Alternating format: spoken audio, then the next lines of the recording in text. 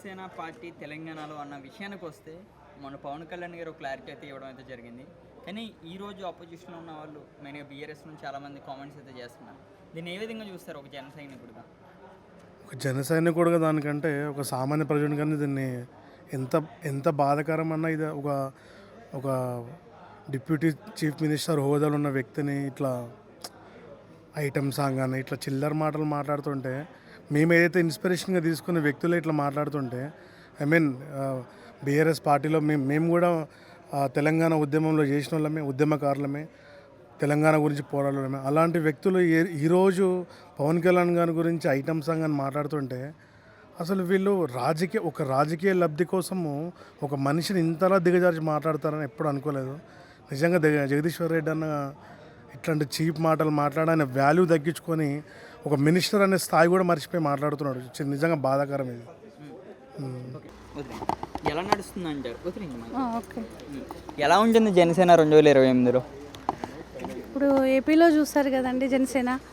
ఒకప్పుడు అసలు స్టార్టింగ్లో వస్తుందా రాదా అని అందరూ హేళన చేశారు.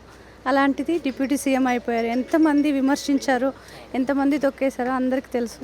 కానీ అలాంటి పవన్ కళ్యాణ్ సార్ ఈరోజు డిప్యూటీ సీఎం అయి అందరి నోళ్ళు ముప్పించాడు. న్యాయం కోసం నిలబడే పవన్ కళ్యాణ్ సార్ ఇక్కడ కూడా అందరికీ న్యాయం జరిగేటట్టు చేస్తారని, రాష్ట్రాన్ని ముందుకు తీసుకెళ్తారని. అన్ఎంప్లాయ్మెంట్ ఎక్కువగా ఉంది, నిరుద్యోగస్తులకు అన్యాయం జరుగుతుంది.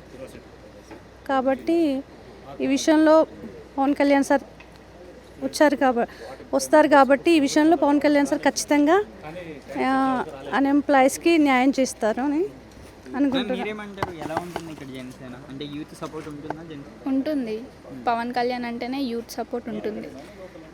పవన్ కళ్యాణ్ గారు ఇక్కడ తెలంగాణ రాష్ట్రంలో ఏమైనా మార్పు కనిపిస్తుంది అంటారా ఆయన ఇక్కడ అడుగు పెడితే?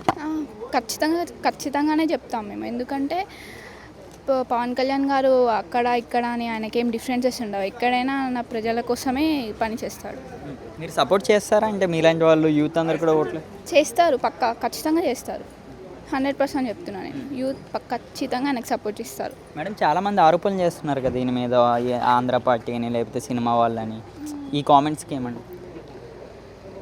చాలామంది చాలా మాట్లాడతారు. అవన్నీ మనం పట్టించుకుంటుంటే మనం ముందుకు వెళ్ళలేము. సో అవన్నీ మనం పట్టించుకోవద్దు. Thank you.